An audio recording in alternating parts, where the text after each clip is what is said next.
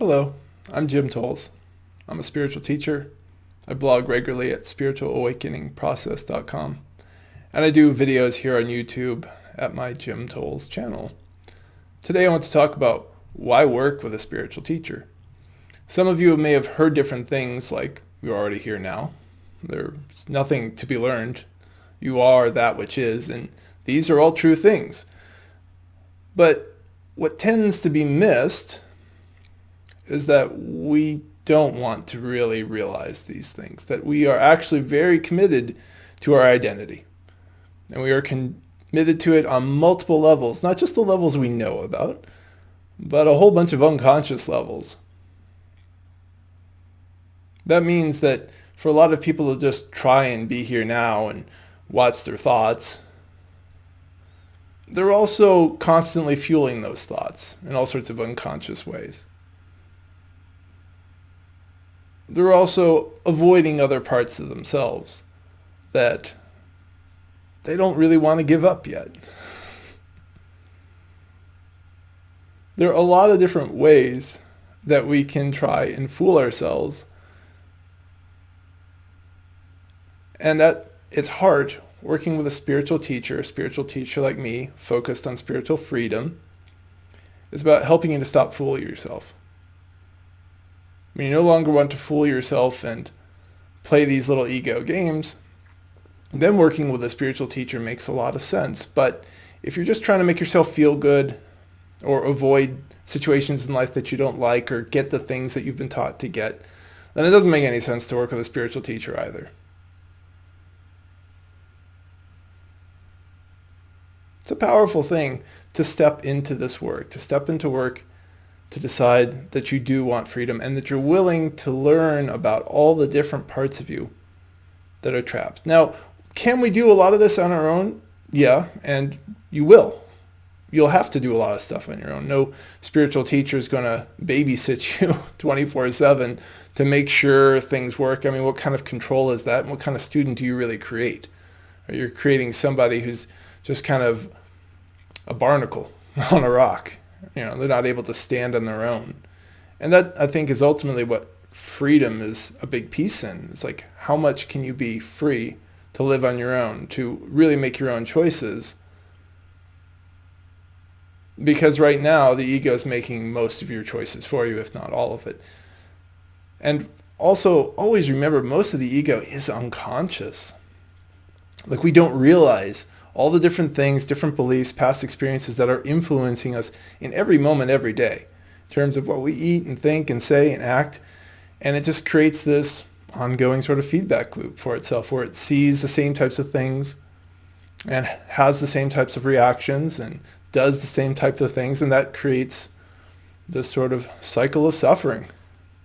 And suffering, it should be said, is not always horrendously bad for people. We can be asleep in a gilded cage. Right? So we can be very well protected and cared for and be having a good dream, but it is still a dream. It's not reality. And there has to be a yearning inside someone to work with a spiritual teacher like me. If that yearning is there for freedom, then work can be done. If it's not really there, if the hope is to just make the gilded cage even more comfortable, then this work doesn't make any sense. So that you shouldn't work with a spiritual teacher. It sounds kind of like a leading statement, how I'm talking about this, but the reality is safety, happiness, health, and healing all come and go. And these are the big things that people are really, really focused on. That when you nail down most people and what the ego is usually trying to do, it's trying to serve one or all of these.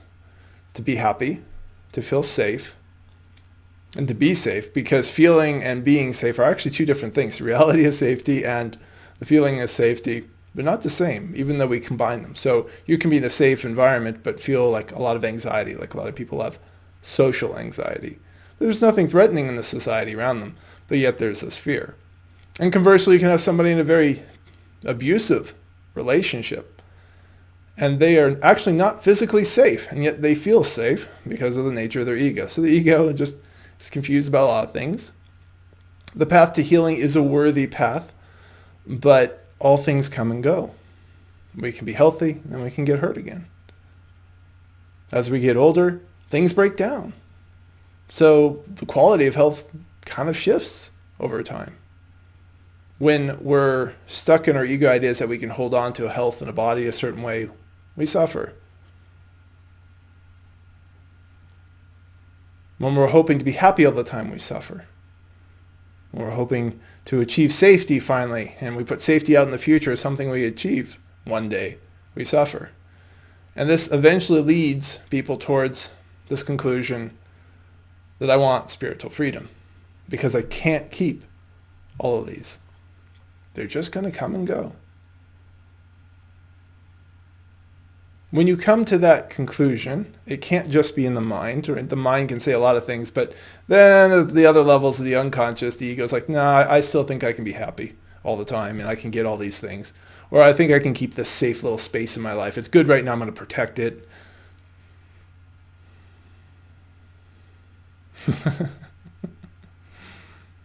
We really like to fool ourselves. When you're done with that, you come and you find a teacher like me. And we help to show you the things that you can't see about yourself. We help to show you the things that maybe you can't even really access yet, to bring attention to it so you can begin to dissolve those attachments, and in dissolving attachment to wanting to be happy or safe or healed or whatever it may be, then the suffering can go away and you can be at peace with yourself as you are. Now, this is not an avoidance of anything. If you have a legitimate pain, like a broken arm, right? Surrendering to that, being at peace with a broken arm, usually means you end up going to the ER and having that set. It becomes actually very practical. It's not a magical path, the path to spiritual freedom. And you don't really even have to believe in anything other than the gentlest of focus inwards, to like look at yourself, and the humblest and sincerest of focus, to be like, I really want to know myself, and to keep looking, because that will help things to keep coming up. A person works with somebody like me because they want to be free. And they realize that some things are actually easier with a little external help. Some of you may be able to figure out a lot of this stuff on your own, but it's also like reinventing the wheel. It's like there are people who already figured that out. So maybe save yourself some time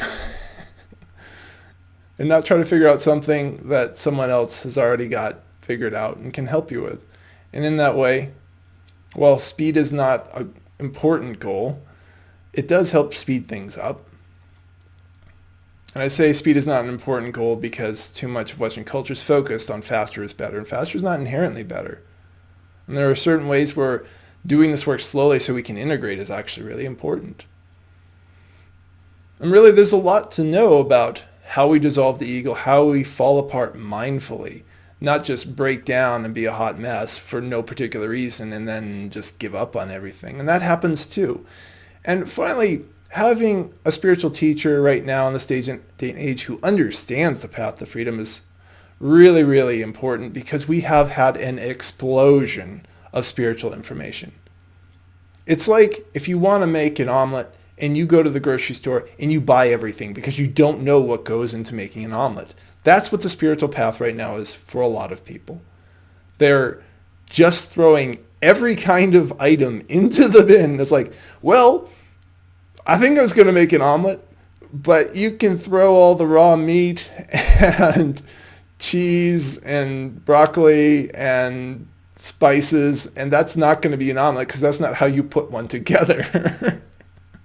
And it's kind of like that right now. And additionally, well, I don't like to sound like I'm fear-mongering. Some of these tools you do want people to help you with who understand it, because some of the intense breathwork stuff, some of the different physical postures that are coming into vogue right now, those are intense, and they're intended to start moving energy, to awaken energy. And every now and then somebody does it and they're not prepared. And they can end up in a very uncomfortable state that is, it's just so unfortunate if they don't have the right guidance, because what could be an opportunity into really dissolving the ego and realizing spiritual freedom in some amazing ways becomes a horrendous path, just terrifying. A person has little to no external support or a lot of bad advice, and they're just miserable for potentially years. That last one, I think, is really a brand new reason to work with a spiritual teacher. We've never had, as far as I know, this much information so readily available. I mean, if it was even back in the 90s, like you'd have to read a lot of books. But right now, you're watching this on YouTube. And after watching me talk about this, you could go watch 50 other spiritual people talk about spiritual paths and awakening and every other thing. And how confusing is that to have this much stuff but not have the compass? So my last point of this is you work with a spiritual teacher when you're really interested in spiritual freedom, you're willing to look within, and you want to have a compass. The compass doesn't do the walking for you. The compass only helps point the way. And if you go down that path, you can realize a great deal of freedom for yourself. I hope this video has been helpful. I have some links below to give you some more insights as well as insights about working with me. Have a beautiful rest of your day.